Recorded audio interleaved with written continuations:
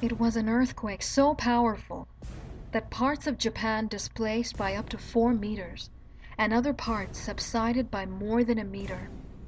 It was a tsunami so devastating that over hundreds of square kilometers were flooded, tens of thousands of people were killed, and hundreds of thousands of buildings were destroyed. This is a story of the 2011 Tohoku Oki earthquake and tsunami. The Earth is made up of 8 tectonic plates, which move on molten rock. The Tohoku Oki earthquake occurred at one of these plate boundaries, off the Pacific coast of Japan. The Pacific plate subducts under the North American one at a rate of 8 centimeters a year. But over 1,000 years, massive amounts of elastic energy had accumulated at this fault line. In 2011, on March 11th at 2:46 local time, this fault boundary could no longer contain so much strain. It unleashed a magnitude 9.0 earthquake. The first set of seismic waves to propagate from the epicenter were known as P waves and moved at a speed of 6 kilometers a second. Within seconds of the earthquake, Japan's numerous seismic sensors detected the quake, and early warning signals were dispatched. Early warning signals even interrupted a parliamentary hearing. A second set of slower S waves, traveling at 3 kilometers a second, propagated from the epicenter. 100 seconds later, these waves arrived at Tokyo, shaking Tokyo to the core.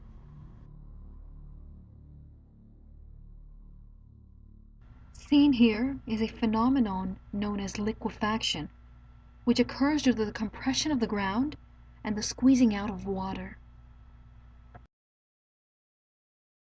Seismic activity causes the uplift of seafloor, which results in the displacement of the water column above, thereby creating tsunami waves.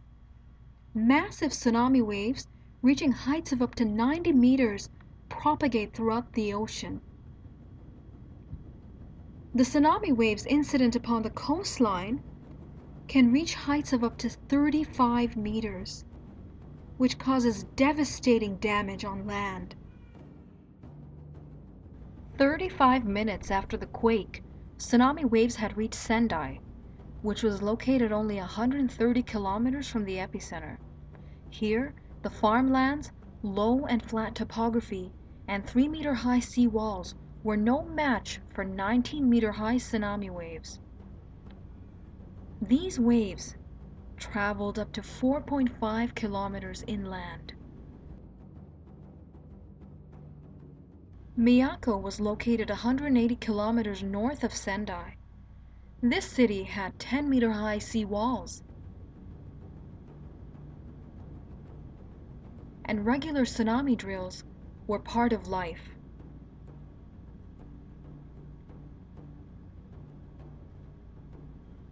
But the seawalls failed.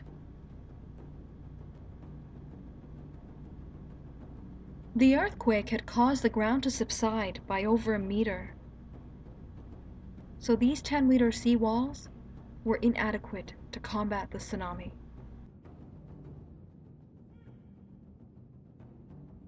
Located further north at Fukushima Daiichi was a nuclear power plant. The power plant was surrounded by 5.6-meter high protective sea walls.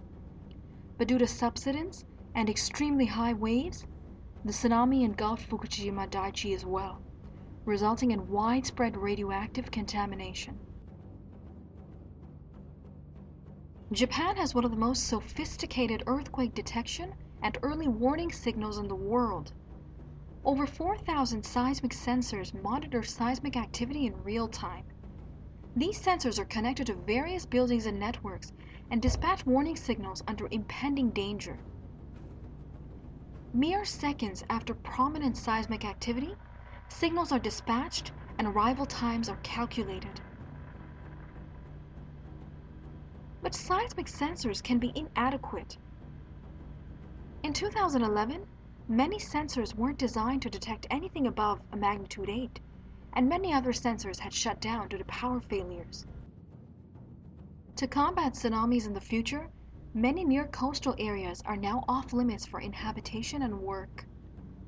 In addition, Japan is now constructing a 250-mile chain of cement seawalls, which will cost $6.8 billion to build and will reach up to 16.5 meters in some places,